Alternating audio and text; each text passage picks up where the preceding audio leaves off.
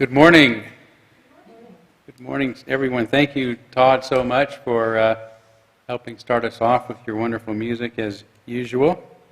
I was out listening to the music and seeing the sort of misty look outside, and it went just perfect, if only it were actually mist and not smoke. But, gosh, we'll pretend, yeah. Hard to do. Well, welcome all to the Unitarian Universalist Church of Spokane. I want to begin, as always, by mentioning the reason we come together: to create a nourishing, liberal religious home and to champion justice, diversity, and environmental stewardship in our wider world. Or, as we say in short, to create community, find meaning, and work for justice. I remembered this week. I want to also begin by embracing all that you bring with you to this space, all of your unique beliefs, background, lifestyle, experiences, all that helps make you who you are is welcome here today. And this, of course, includes those who hear me say this each week, as well as those who might be joining us more recently. Thank you all so much for being here today. And thanks also to everyone in the room. It's really smoky out there. I'm about 2 miles away, and had I realized how bad it is, because I didn't get out at all yesterday, I would have probably just come myself. I would have asked Todd to suffer through, but I would have asked you guys to stay home. It's just so bad out there. So thank you for enduring the smoke to be here. You wore your mask in the car. So did I. Yes. Good idea. Well, thank you all so much for being here. It's great to have you, everyone, this morning. A couple of announcements. One, want to remind you that last week we started a online social hour following the service that's being hosted by Deb Jackman. Deb, thank you very much. And you can get the link to join that off the weekly email that goes out with the links on it. I think it came out this past Wednesday. You can type in UUCS in the search bar and it should come up. And then also there's a hymn that you're invited to sing toward the end of that hour that Deb leads folks in. And the lyrics to that are in her column in this week's online Weekly Sun that came out on Thursday. So if you find that email as well, you'll be able to have those lyrics for later on this afternoon if you want to participate in our virtual social hour. So, Deb, double thanks to you. Also, a reminder that our community auction is going to be kicking off the weekend of October 11th and 12th. So we need you to consider getting your auction items in, hopefully by October 1st. That's the deadline we've set. Going to have to be creative this year.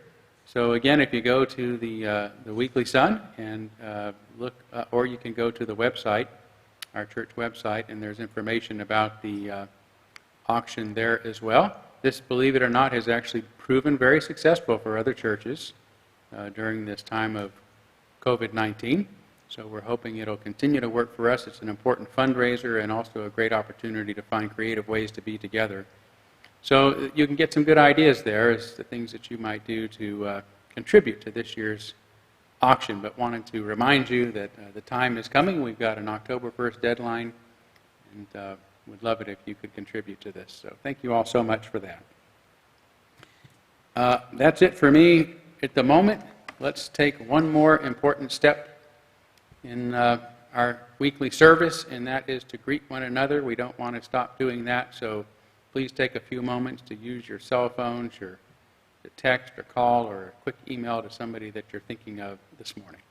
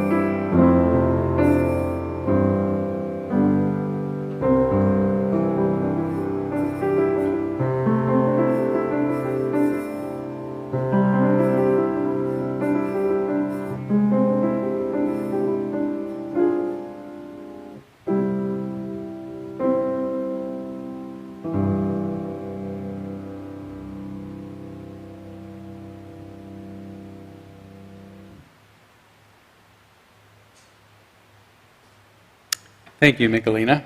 Appreciate that, and I do hope you'll continue throughout the week to stay in touch with one another, and of course an opportunity during our virtual social hour following the service.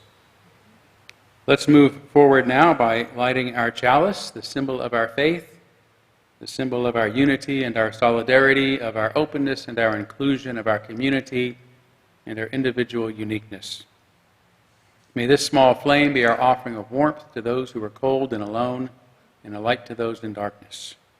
May it be a flame that ignites justice in our world and a beacon of hope to those in need, and may it reflect at least a spark of truth wherever truth has been lost, and cast a healthy shadow of doubt wherever it's been found.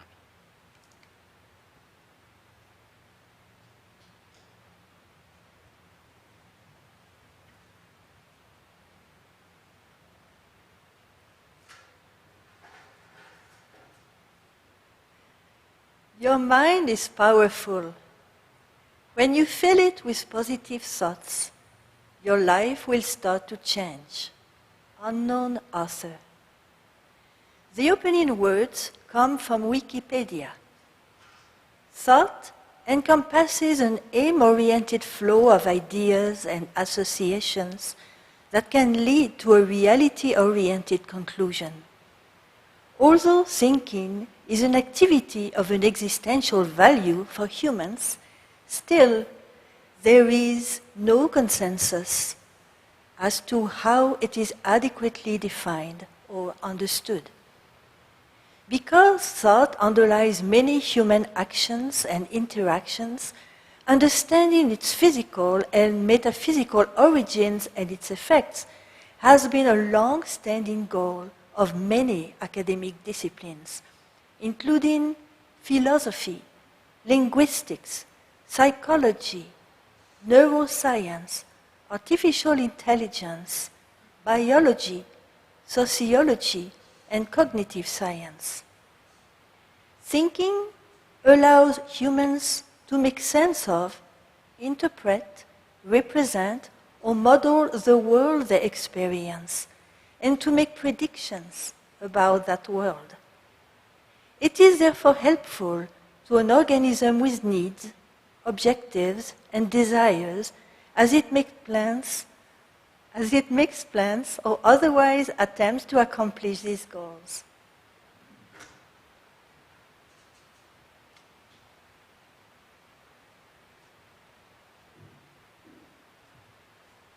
Thank you so much. We're now going to kindle our candles of care for those who are most on our hearts and minds this morning, and want to begin with a candle today for our friend Graham Taylor, who, in addition to still recovering from a fall, has been hospitalized with COVID-19. Please keep him in your thoughts at this time. And another candle for Ed and Patty Tyler and their entire family. I want to light a candle this morning celebrating the 47th wedding anniversary of Larry and Ann Alexander. Fairly new to our church community. Their anniversary is happening this Tuesday, so congratulations to Larry and Ann. Let's take a moment of silence on behalf of others you might be thinking of, and you can share those with those around you at home, or keep them in your hearts in silence at this time.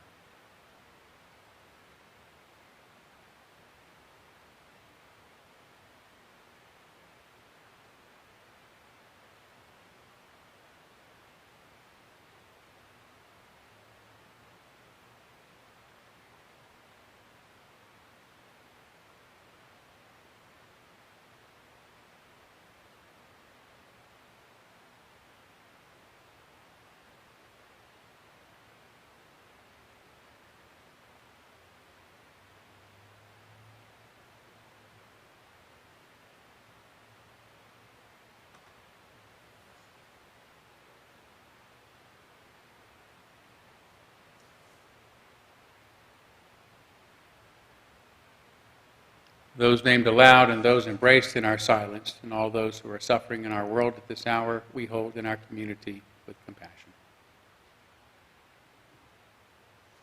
It is now time for our story for all ages. So feel free to gather around, whatever your age. And let's see who came to join us this morning.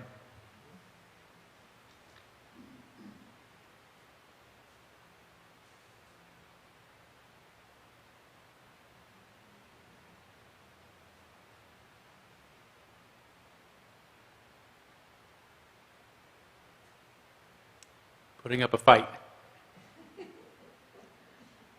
Come out of the puppet vortex.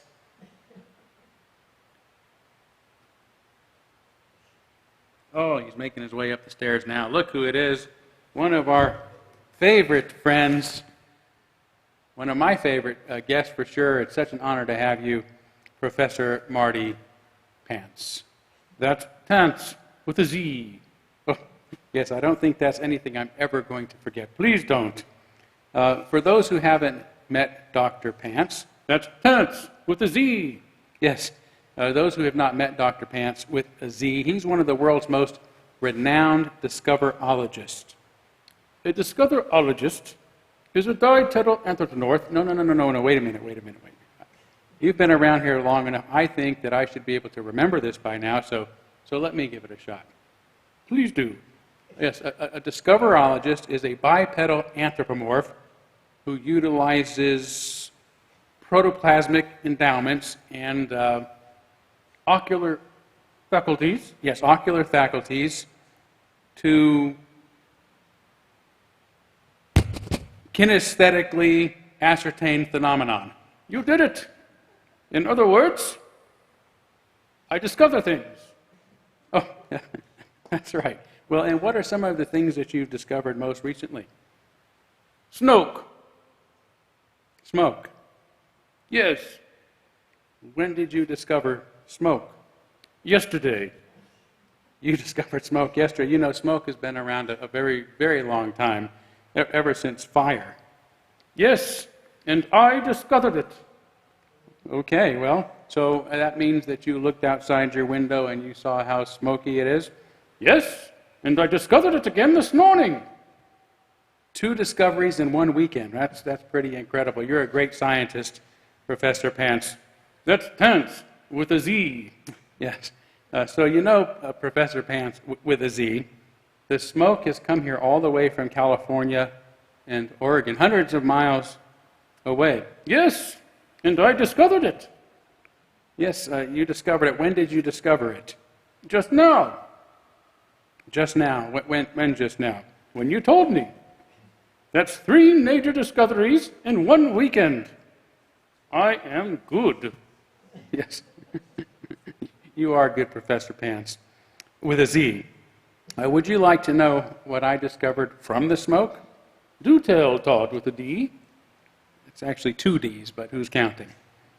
Anyway, the smoke helps me understand just how small our world really is. That's an amazing discovery. Yes, it's so small that the problems of others, no matter how far away they seem, belong to us too. So we all have to work together to solve our major problems. Whether it's fires that started in California or a pandemic that started away as far as China. Would you agree? Yes, and I just made my 4th discovery in 1 weekend. Oh, what is that? That we're all one human family and we need to care for each other. You know, Pants with a Z, that's my favorite discovery yet. So you have yourself a great weekend, and thanks for being here, and I hope that you, wait a minute. I just discovered your music director. Wow, that's 5 discoveries. And I just discovered your pianist. That's 6 discoveries. And look, your lay leader, and an AV specialist, and look at all those chairs. I'm about to break my record for 1 weekend. Okay, well, we're going to let you get to breaking the world record, and hopefully you'll get to the Guinness Book of World Records. But thank you for being here as we move on with our service. Thank you so much. Dr. Pants is one fantastic, with a Z. Thank you.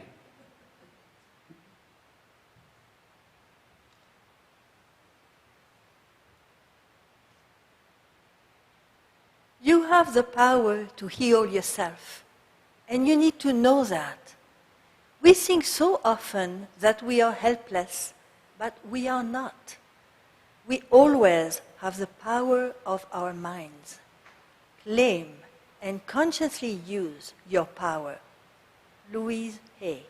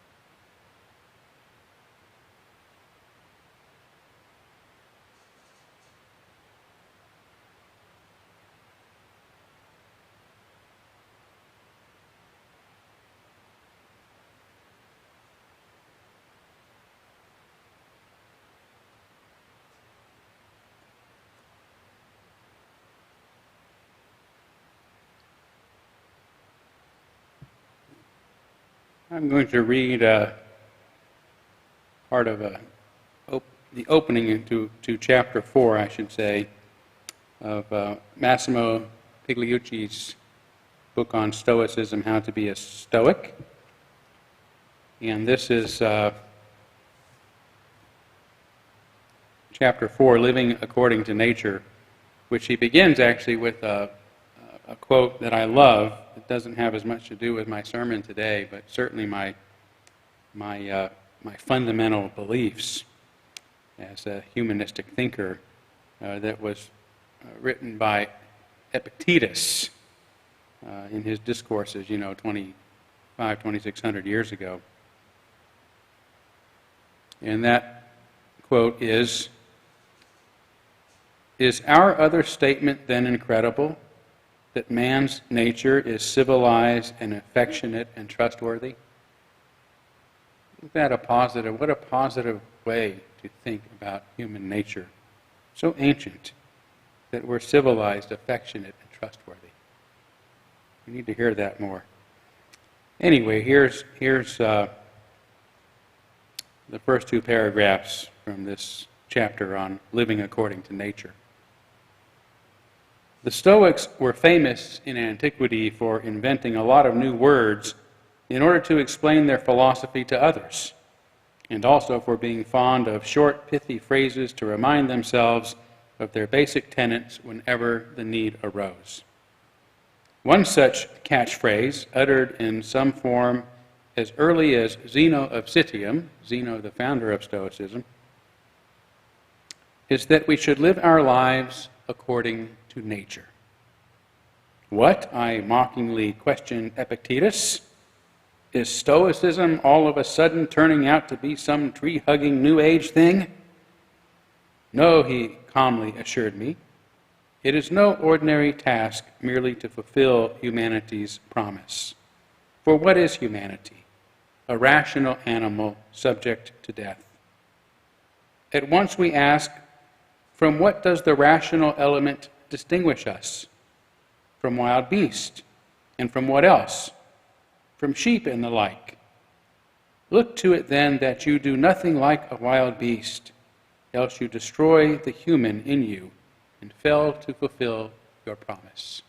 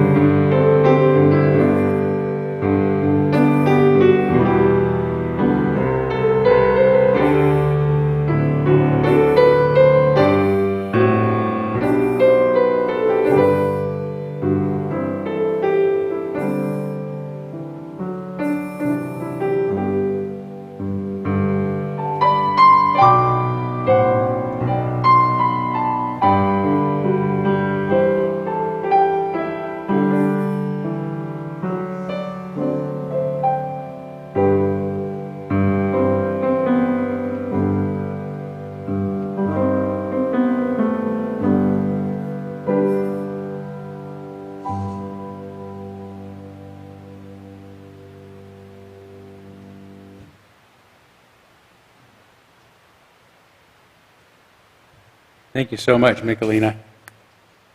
One of my favorite melodies from our own hymnal.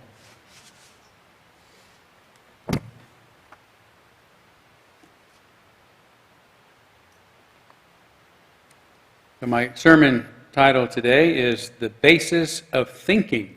What is yours?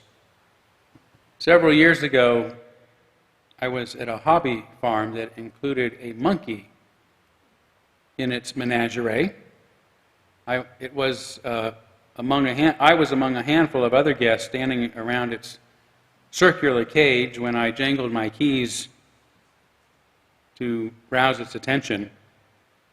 The monkey came to me, immediately appeared transfixed by the keys, and then faster than a Shaolin priest snatched the entire key ring right out of my hand. As if taunting me, it then began biting the key ring and then scraping it on the concrete, at least as if to intentionally rough it up. And although the keys remained within my reach, I it wouldn't have been safe attempting to retrieve them while the animal still had them. So a colleague on the other side of the large cage began flicking his bic, I guess you'd say. And the monkey immediately dropped the keys and went for the lighter. And about halfway between the lighter and the keys, discerning my body language, it realized its error and froze for about 2 seconds of indecision as it prepared to reclaim its prize. I took advantage of its vacillation to leap for my keys before it could. Another second, and I would have lost my advantage. Thankfully, I retrieved them without incident and still have the marred key ring as a reminder.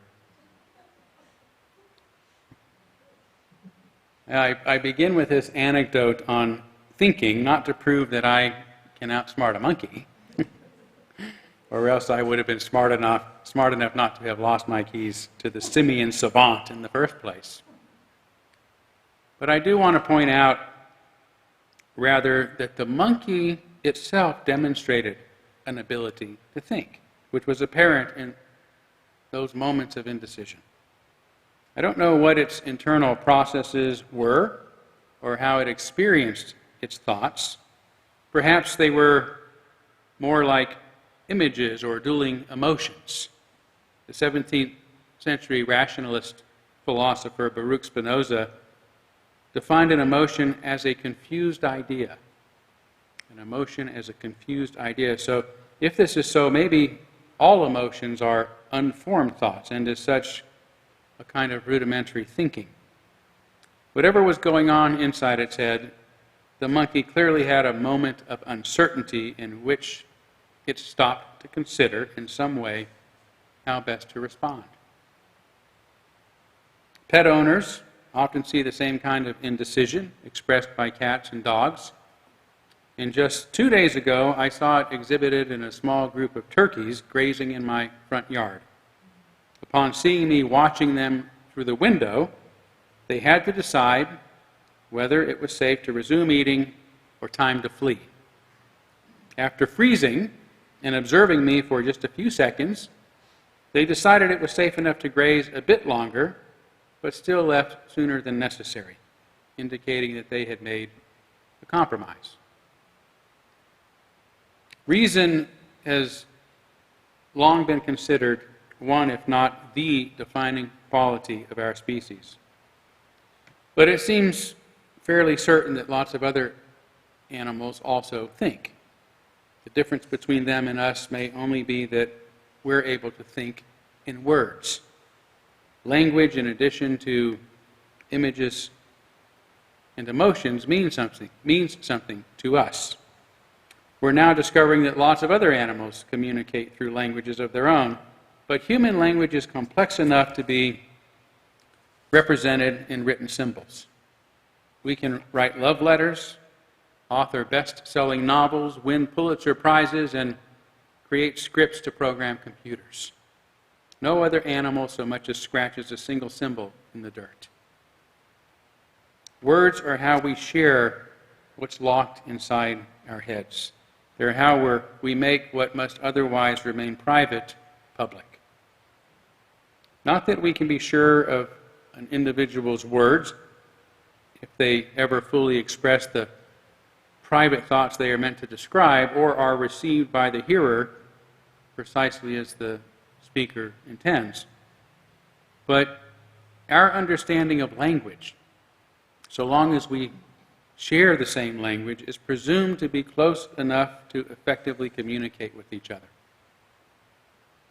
So without going further into what in philosophy is called the private language argument, it is enough if we agree that human beings communicate their private thoughts through symbolic language in a way that is unique compared to all other known creatures. This ability to reason with one another seems so apparent that since its very inception more than 2,500 years ago, Western philosophy has considered it one of the two defining qualities of human nature, alongside our need to socialize. We are social and rational animals. All of this is a rather long route just to say humans think. I could have just begun by saying humans think. But this is more about getting us to think about thinking, rather than thoughtlessly accepting what seems self-evident to us.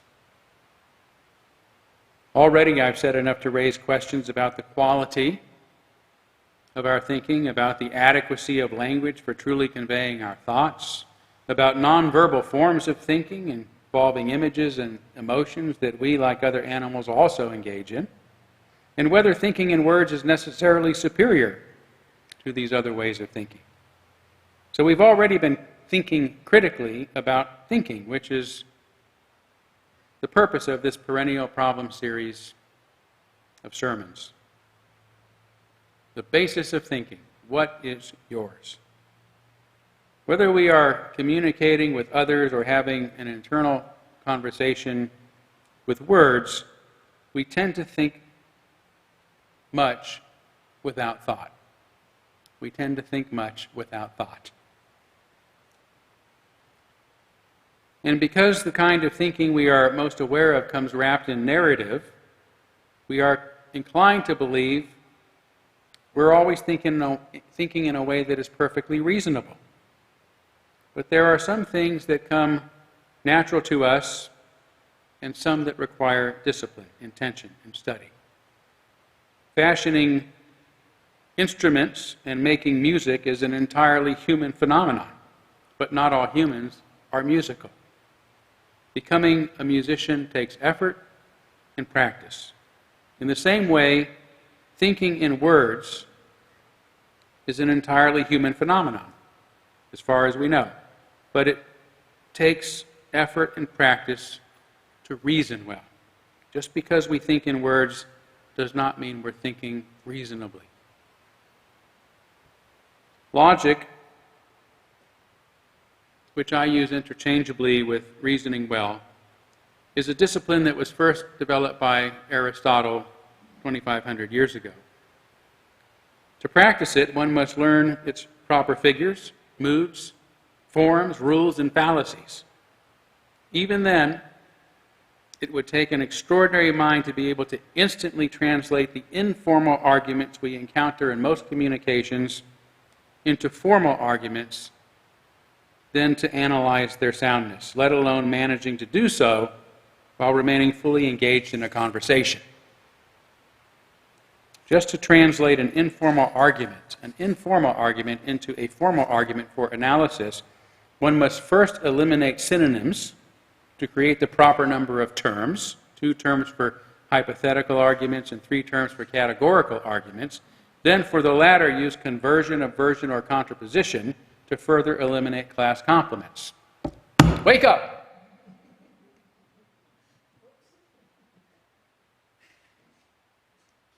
If you understand what I just said, congratulations. But I wouldn't expect you to. I only mean to point out that logic, though an important discipline to practice when it comes to thinking thoughtfully, is impractical in most circumstances, including for logicians who don't have the unusual kind of brain anomalies, say, that enabled Albert Einstein to think more abstractly than most of us. When in my best-selling book, The Gadfly Papers, I use formal logic to analyze the soundness of Robin DiAngelo's white fragility hypothesis. It's a hypothesis because there's been no research to even elevate it to the level of theory. As outlined in her original 2011 article on the topic, I first break the entire article down to its approximately 175 compound propositional statements asserting something is true that are included in 25 paragraphs. One colleague, whom I consider a much better logician than me, sent me an email thanking me for what he said must have been a painstaking process which he would not have had the patience for. For most of us, formal logic takes time and effort, which is why I say it is an impractical discipline and an inaccessible discipline for most. It should also be understood that logic does not indicate whether or not an argument is true, or whether or not the conclusion of an argument is true, only that it is either sound or unsound. I'm not sure if it's still true today, but when I was in grade school, we were not allowed to bring calculators to class and had to show all of our work when solving math problems. Was that true for you? Didn't have calculators, but when they came along, they were taboo at school. You'd get you suspended. So it wasn't enough just to have the correct answers. Our teachers wanted us to prove that we truly understood how to solve the problems. Logic is the same. All of us go about hearing and making assertions of truth. That is, we say things that we think are true, or we hear things that others think are true. Such statements, however, are not logical inasmuch as they are not part of an argument. They're just lonely assertions of truth, just as the answer to a math problem, unaccompanied by its work, is just a number.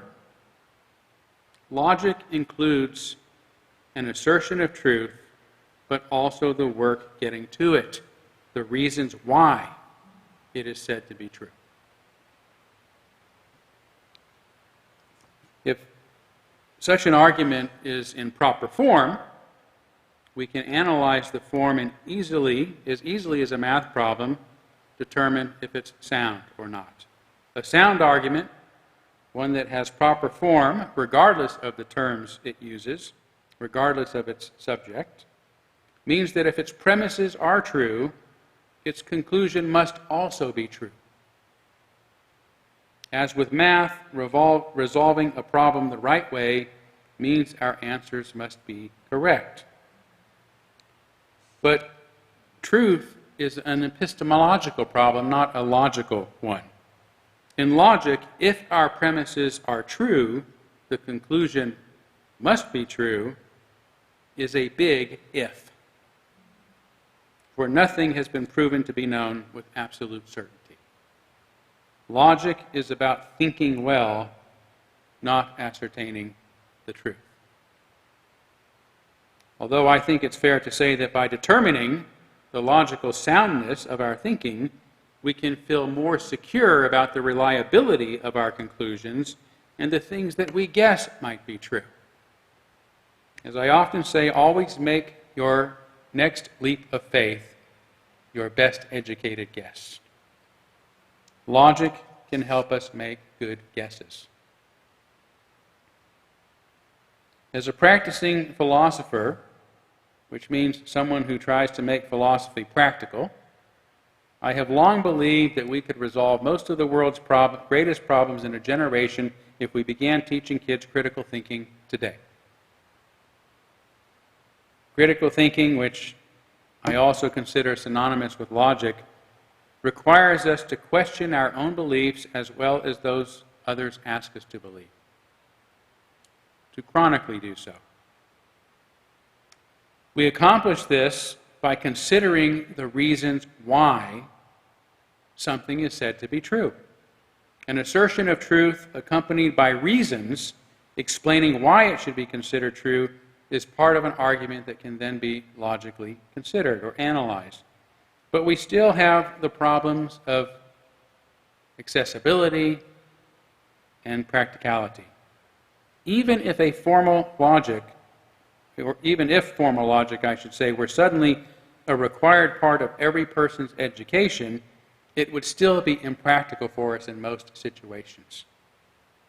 Who has time to take every conversation, article, report, or book and break them down into their number of propositional statements to properly analyze their form? Nobody, not even Einstein, to my knowledge, did or does that. Realizing this, I've had to ask myself, why I've been such a vocal proponent of logic ever since studying it in college 35 years ago. If logic is so impractical most of the time, what good is it? And how could teaching it solve anything, let alone most of the world's problems?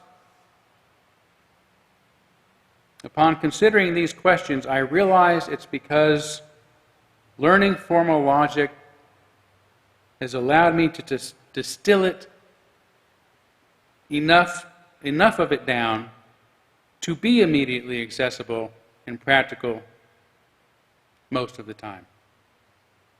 Understanding formal logic, with all its proper forms, figures, moods, rules, and fallacies, has enabled me to grasp its fundamental principles, which are easy to remember and simple to use. In recent years, I've come to call this the Kurtkara logic technique, or method, which has been developed at this church, very recently at this church, in the Kurtkara Dojo, a group that has been meeting regularly on Tuesday nights for over 3.5 years now. Kurtkara is the hybridization of two Proto-Indo-European words that mean heart and head, because that is what we practice in our dojo, logic and emotional intelligence, the art of being thoughtful. Like Spinoza, we operate under the functional premise that thoughts and feelings occur as one event, that thoughts cause emotion and emotions are expressed through ideas. Ask somebody what they are feeling at this moment, and it's difficult for them to know until they start talking, expressing in words, not the particular emotion, but why they are feeling it, the idea behind it, what happened to them today that got them to this point. Likewise, as we begin to consider an assertion of truth, we find our emotions shift faster than a monkey snatches keys, simply by an idea entering into our ideological environment, into our noosphere. I imagine us in an ocean of ideas, and the different ideas are like different fish in schools, just constantly swimming by and causing us to have emotional responses, mostly without noticing it, just about every second or minute of the day. From this, we can infer the following: that emotions impact thoughts, and thoughts impact emotions. Emotions contain biological signatures, meaning that they express themselves not only privately or internally, but physically, by altering things like posture, facial expression, blood pressure, breath, vocalization, and so forth. This is why it is often possible to understand what someone is feeling just by looking at them. Deb is bored out of her mind right now. No, I'm kidding. I know you're not. She's actually on the edge of her seat, and she's so, thank you. Just picking on you. So, laughing and crying, of course, are obvious examples of how emotions manifest physically and involuntarily. In the Kokara Dojo, we have also discovered that emotions have an ideological signature. Right? Emotions come with an idea. Emotions are expressed through ideas as much as they are through blood pressure and all those other physiological changes. We express our emotions, that is, in words. Ask someone how they feel about something, and they will most likely tell you what they think about it. Right? Never mentioning their emotions, but with explanations often accompanied by varying degrees of emotional affect, tell us precisely how they feel. We've also discovered how quickly our emotions change, often in extremes, simply in response to the sudden entry of an idea. We do an emotional check-in at the start of every meeting, during which participants usually express ideas more than feelings. It often appears that we don't know what we're feeling until an idea comes to us. Then we can explain it even to ourselves. A few minutes later, when we go to consider the soundness of a particular argument, perhaps presented in an editorial or the news or a letter to the editor, our emotions have completely shifted to another state. Even though we may be considering a matter we otherwise would not even have thought of, we can become so emotionally invested in it that it becomes nearly impossible to remain objective and follow our logic technique, which is what we're there for, not to debate the issue at hand. If that's how much we get plucked, our strings get plucked by the constant flow of ideas, either generated from ourselves or come to us in our environment. And that's another point I think is crucial to understand. We tend to think based upon our emotional biases rather than objective data, even though we don't realize it. But because we experience our emotions as thoughts, by explaining them in narrative, justifying them ideologically, if you will, we think we are being perfectly reasonable when we are not.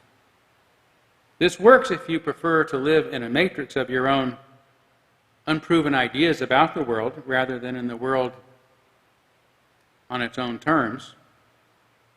But if you wish to be in integrity with yourself, to live an examined life, to live a life worth living, it is necessary to disentangle what we will to be true from what is truly true.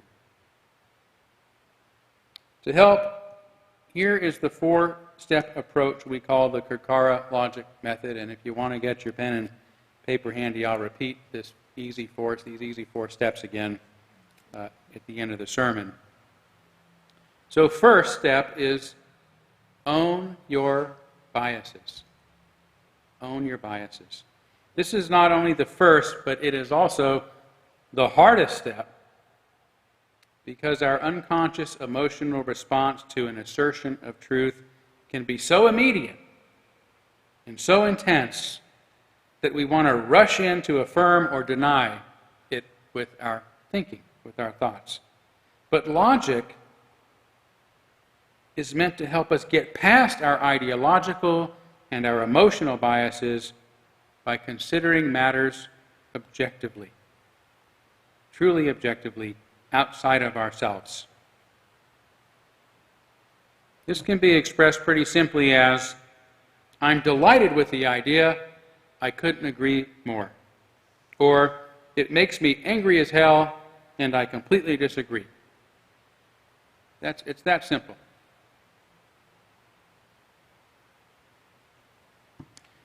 Truth is, most of the time, our participants launch right into what they think is right or wrong without really acknowledging their biases. It seems so simple, but again, in this case, the first step really is the hardest.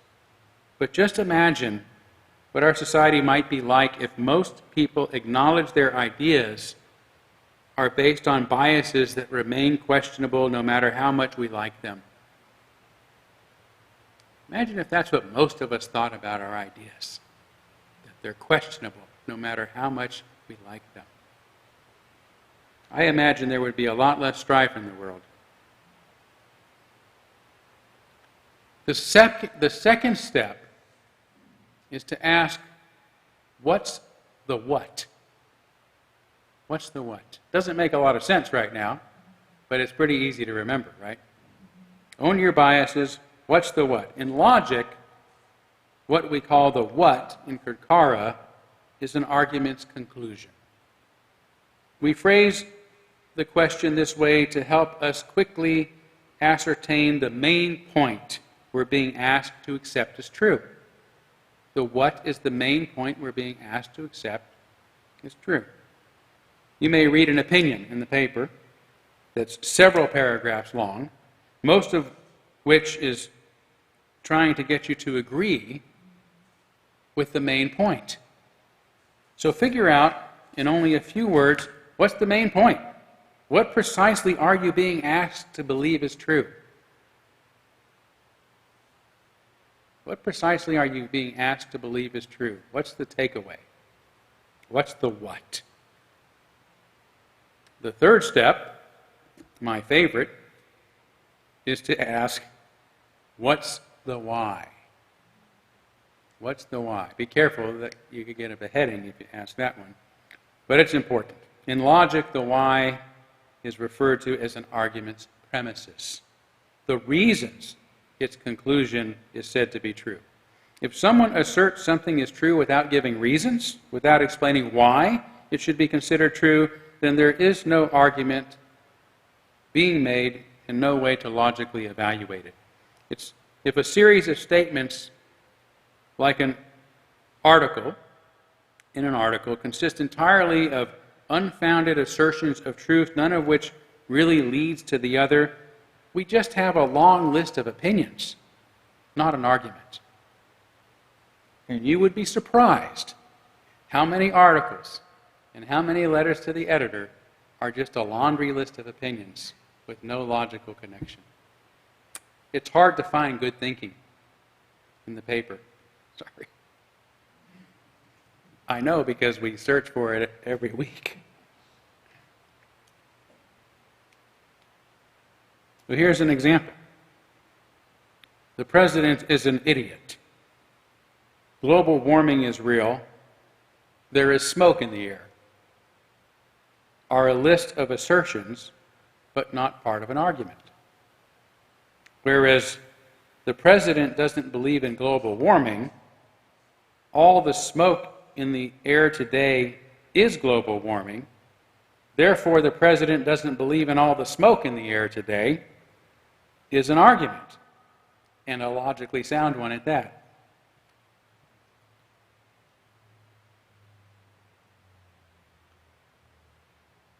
That's another sermon. I won't. I'm tempted. I'm tempted, believe me.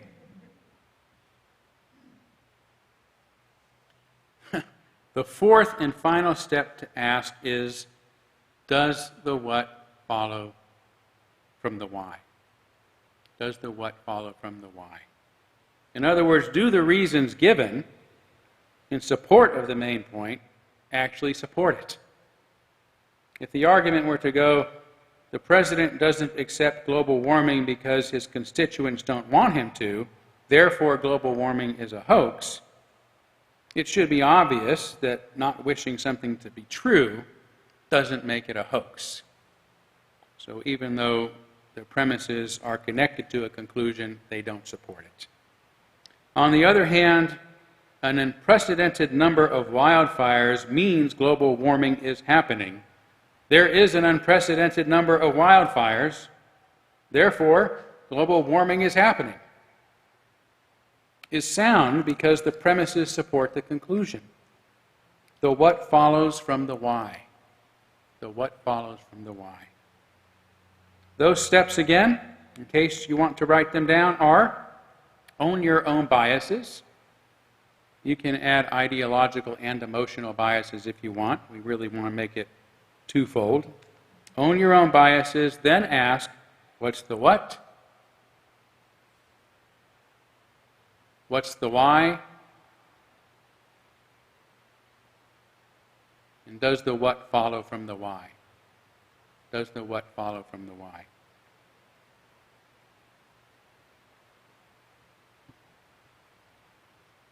In closing, all of us think thoughts, and most assume we think well, and many that our thoughts are perfectly reasonable. Yet how many of us have been taught how to think well, or ever considered the basis of our own thinking? Living the good life, the life worth living, requires us to examine our own thinking. But be forewarned, the powers that be in the status quo dread reason. Being thoughtful doesn't always win friends and influence people. It can make life difficult. But living an examined life is well worth it, in my opinion. The Stoics, who believed pain and pleasure are indifferent when it comes to living our values, also believed we, like all animals, should live according to our nature, and that human nature is to be social and to reason. As the philosopher Maximo Pigliucci, says, the Stoics believed that the point of life for human beings, this is a big one, right? The point of life for human beings is to use reason to build the best society that is humanly possible to build. The point of life for human beings is to use reason to build the best society that is humanly possible to build. Likewise, Aristotle considered reason humanity's ergon, meaning our work or our function. And doing it well is what he says makes us excellent. Think about it.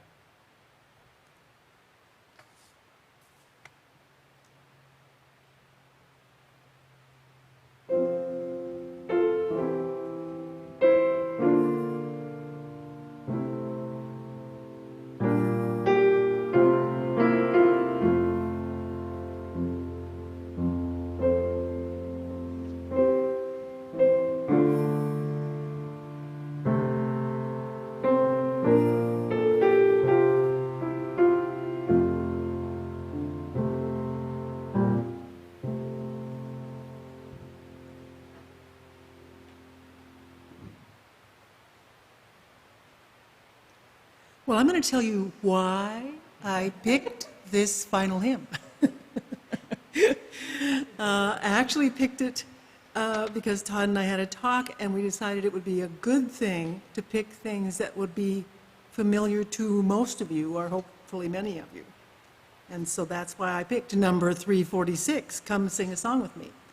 And then when I started looking at it after I picked it, I got very nostalgic, because I looked at every verse. It says, come sing a song with me, come dream a dream with me, come walk in the rain with me, come share a rose with me.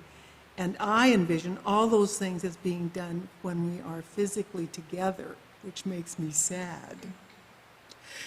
But I want to sing this one anyway, because we do know it, I think, most of you, and because it's also easy. It's something called a zipper song. In other words, you just zip in for each verse a different idea, and the rest of it's the same. And one last thought. This song, as printed in our hymnal, ends with the word wintertime, and I want us to sing summertime, because guess what? This will be the last Sunday we can officially do that, because next Sunday is actually the autumnal equinox. So with all that preface, I hope you will sing with me. Come sing a song with me, and we will sing Summertime at the end. How's that for a bunch of thoughts?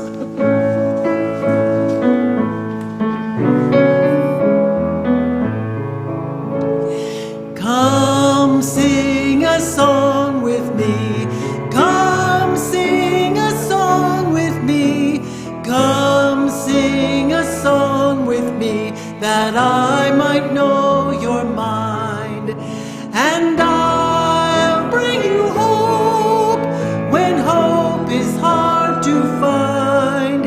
And I'll bring a song of love and a rose in the summertime. Come dream a dream with me. Come dream a dream with me. Come dream a dream with me, that I might know your mind. And I'll bring you hope when hope is hard to find. And I'll bring a song of love and a rose in the summertime.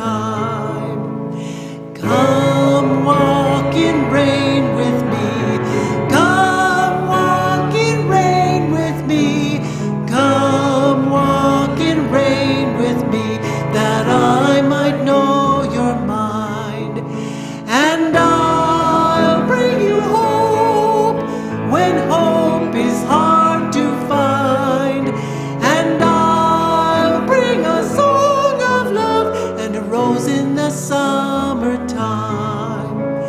Come share a rose with me. Come share a rose with me. Come share a rose with me, that I might know your mind. And I'll bring you hope when hope is hard to find. And I'll bring a song of love and a rose in the summertime.